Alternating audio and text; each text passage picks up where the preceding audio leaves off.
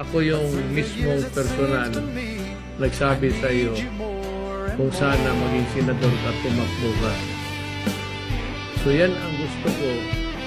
Manalo ka, use the passion that you have in your heart to work for the Filipino people, lalo na ako paalis na.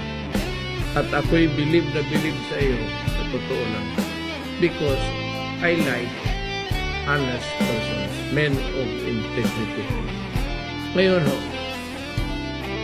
kung sakaling God willing, ipagpala lang Diyos sa atin. Kung masenador ka,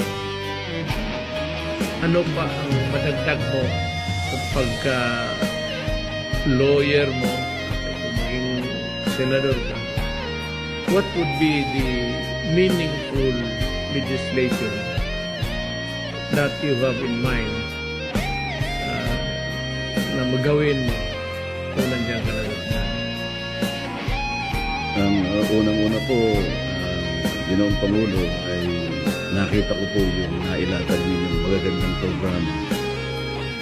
Ang nais ko po ay may pagpatuloy ngayon